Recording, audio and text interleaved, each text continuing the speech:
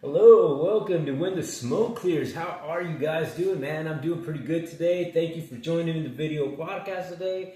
I greatly appreciate that.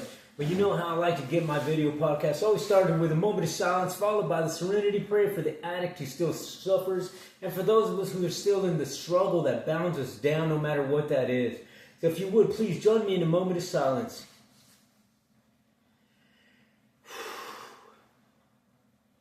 God, grant me the serenity to accept the things I cannot change, courage to change the things I can, wisdom to know the difference. All right, well, let's get started. How's it going, man? I hope everybody's doing great today. Today's Friday. Today's the start of the weekend. It's great, man. And I wanted to, I guess, what I wanted to do today is talk to you a little bit about some things that kind of I've been kind of pondering with, and it's about sharing a message. It's about teaching. It's about sharing an experience that has been a lifelong journey, if you will. And I feel that things that I've learned along the way in my life to help others, you know what I mean? And it's just something that's kind of been weighing at my heart and in my, in my feelings and deep in my soul. There's just kind of this longing to help people, to share a message that will help somebody and perhaps give them some, maybe give them some insight on maybe they need to hear something that I have that will help them in their journey in whatever it is that's going on in their lives. You know what I mean? Because people tend to need clarity for some things. You know what I mean? And I believe that's everybody. You know what I mean? Everybody is always looking for an answer to something that they're doing, and if they don't know quite how to get there or what to do, they look through that answer through someone else, or through a prayer, or maybe a meditation. You know what I mean? And it's just a different ways to get clarity and answers to stuff. And you might be wondering, what's up with all these posters I got behind me? Well, this, my thing is doing my video podcast is always having a different background. It's one of the things that I like to do. And today I decided to share with you guys my some of my poster collections. You know what I mean? And all this is just 80 theme movies. And over here you see one of the first movies that Patrick Dempsey did over here on this side, and then you see the Tom Cruise right here, and then the up above the Running Scared with the Billy Crystal and oh gosh, Gregory Hines. And Phantasm over here at the end, is one of my favorite scary movies from when I was a kid. And not to mention did I mention Tom Cruise up here, and just one of my favorite movies ever is Breakfast Club. You know what I mean? And the reason I decided to put these things up here is because all of these pictures that are posters that are up here behind me represent something that I went through that all of this stuff reminds me of when I was in high school, right? And all of the concepts, all of the stories behind every one of these movies has something that is still an ongoing issue with people of today. You know what I mean? And these are all 1980s movies. You know what I mean? And and the one that really stands out is The Breakfast Club to me, because in The Breakfast Club you had this guy who was this smoker, loser, joint smoking type dude, and in my high school, we called them the heads. You know what I mean? And they were the guys who wore the concert T-shirts, the steel-toe boots, and that sort of stuff. And needless to say, I was part of two different genres in high school. I was part of the heads, the rock and rollers, the dope smokers, and I was part of the jocks because I was in sports, and and then you have Emilio Estevez playing the jock, right, and the guy who in the middle here, I forgot his name, but he gosh, what's this kid's name? But anyway, he played the nerd guy, right? And then Ali Sheedy here to this side, she played that loner girl, that nobody paid attention to. And then of course Molly Ringwald there across the bottom, who played like the prissy, rich girl type thing. You know what I mean? And the one who had everything. You know what I mean? But ultimately, every single one of these characters had defects. You know what I mean? Every one of these characters were dealing with issues which nobody would know of that picture there. You know what I mean? Until you actually dug in and saw that movie, then you'd know that guy that played the smoking pot guy and rock and roller, that he was abused by his dad, verbally and physically. And the jock didn't meet up to the expectations of his dad, who was always on him. You know what I mean? You got to be better. You're not good enough. You know what I'm saying? And then the guy in the middle, the nerd, who had to keep this persona as the smartest person around. And if he didn't get A's, then he was disappointed, taking that back to his parents, that he would get reprimanded for that. And then the girl over here on the end, Ali Sheedy, the loner girl who nobody paid attention to, was just in this world of depression and misery because nobody paid attention to her, not even her own family. You know what I mean? She was like this invisible person in her own home and at school. So, that was just an emotional toll. And then, of course, the girl there at the bottom, Molly Ringwald played, in her character, she was this, person who had to live up to the standards of this rich kid and this smart rich girl who knew it all, who had it all. But inside she was just, it was killing her that she thought that she wasn't pretty enough, that she wasn't meeting, the, standards of being this prissy rich girl, right? So it was taking a toll. And every single one of these characters had different defects, right? And it's just, and even Tom Cruise up here in that movie, that was a movie that ultimately was dealing with death. You know what I mean? Grieving. That was a movie about grieving. You know what I mean? Tom Cruise, the character, the Top Gun Maverick guy, grieving the death of his dad, and that he had to live up to this standard of this, top pilot, and then during that process losing his best friend. I mean, he's dealing with the death of his dad and then the death of his best friend. You know what I mean? How crazy is that? You know what I mean?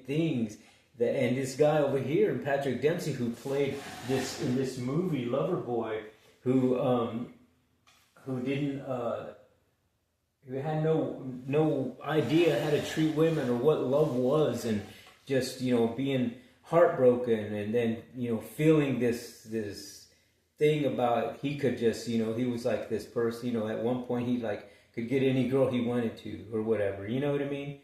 But just it's different things, and then this movie over here, Phantasm, dealing with the darkness, you know what I mean? And then the Running Scared with Billy Crystal, and then is dealing with things that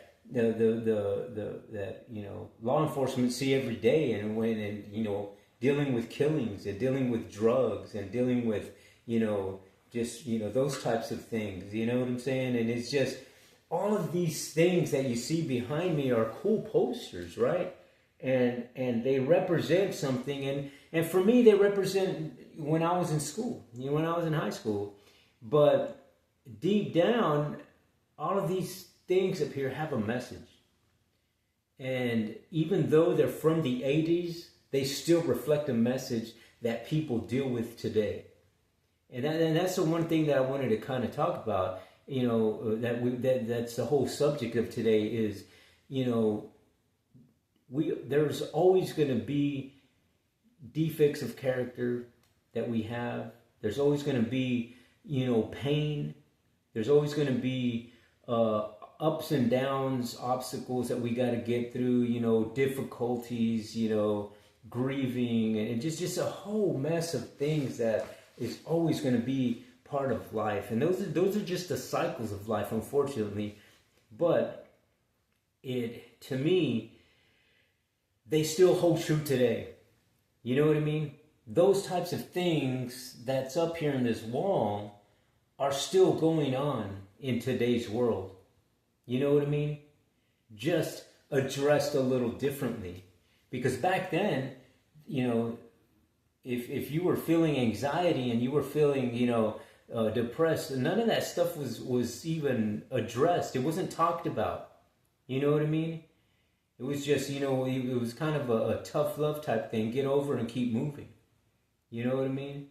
And today, it's a totally different world we live in. We deal with the same problems, but now we're, give this kid some pills or, take this person to therapy and, address the issue. Different types of way to deal with stuff. And I just believe that everything up here has a story that could help somebody.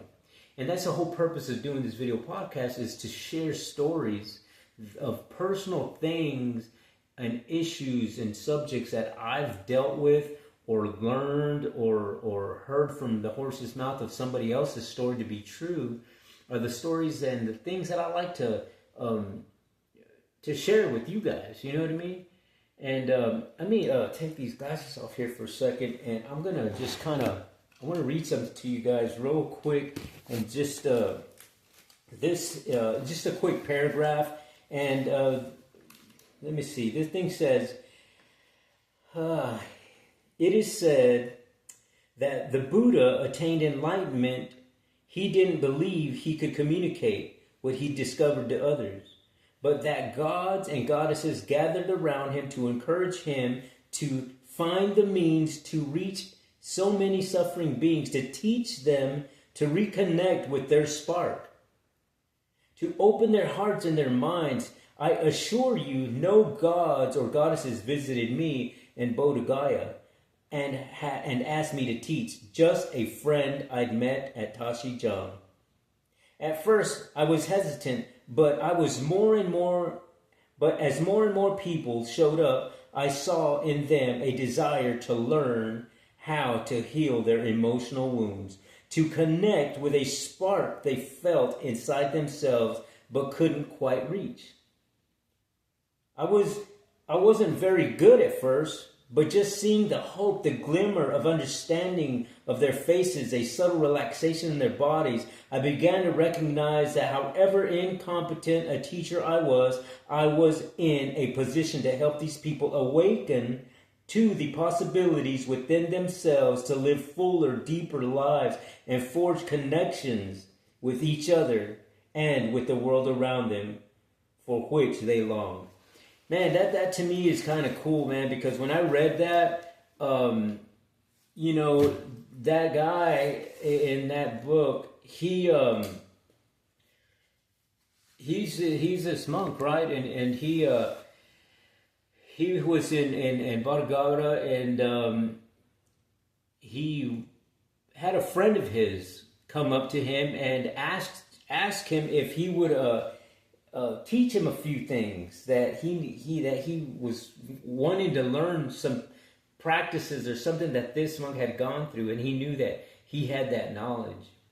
And the guy decided that he said, "Okay, I'll teach you," and he decided to teach him a few things. And in the time that he was there, other people, knew that he was teaching, and it was just a one-on-one, but because somebody else heard it, and then that person shared, and so on and so forth, more and more people started coming.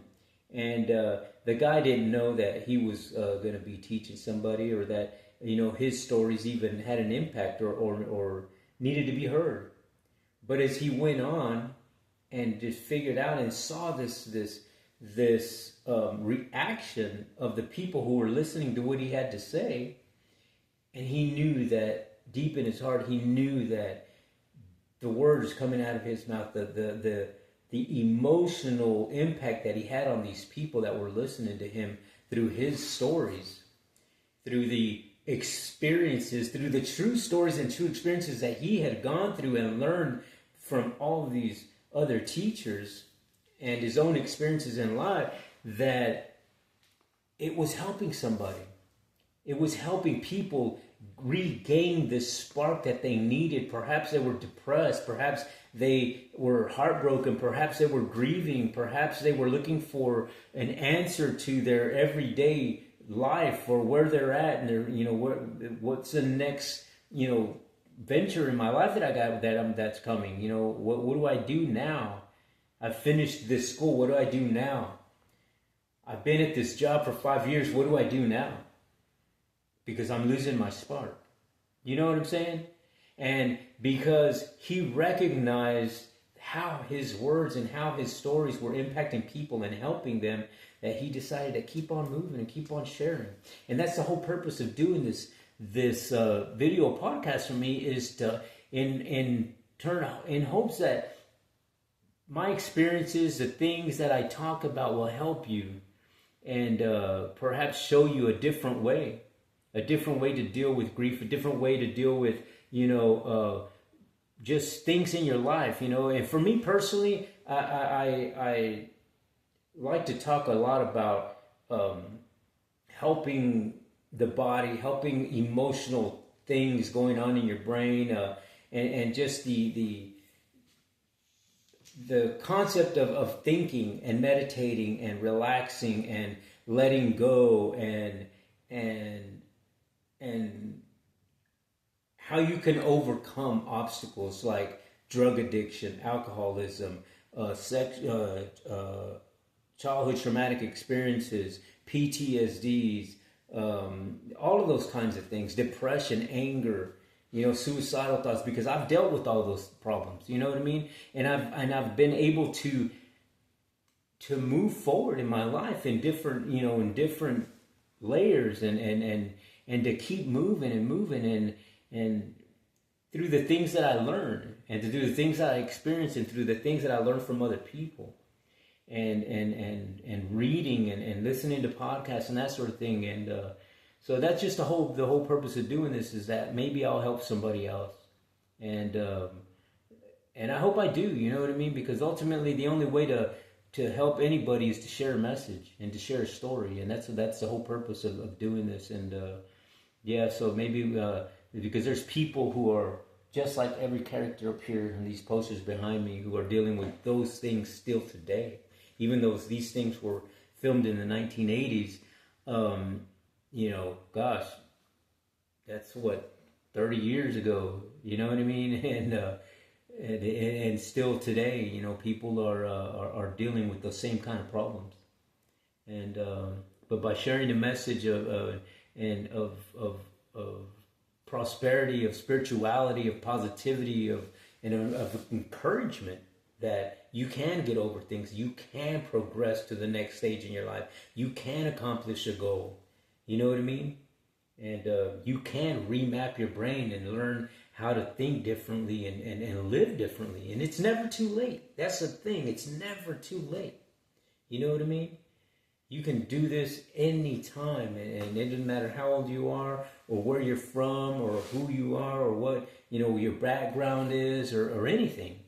You know what I mean? Nobody's immune, and nobody's excluded from being helped and from progressing. You know what I mean? That's the beauty of this whole thing is that everybody can be helped. Everybody, you know what I mean? Everyone can be helped, and just takes a little bit of being open-minded, being hopeful, being willing, and being truthful. You know what I mean?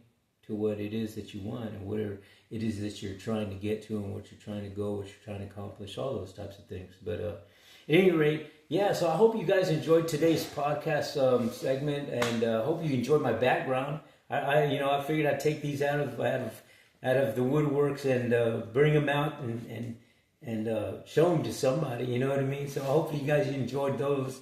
But I guess at this time, if you would please leave me a like, leave me a comment, hit the subscribe button. Just know that when you do all of those things, that you'll be helping out another veteran, another homeless person, another person dealing with PTSDs, childhood traumatic experiences, drug addiction, alcoholism, all of those types of things, my friends, because I have dealt with all those things at one point in time in my life, and the whole purpose of doing this is to share a message and help in hopes that we can get more people on this side of positivity, recovery, and spirituality. So I guess until the next time on When the Smoke Clears, I am the Recovery Plug.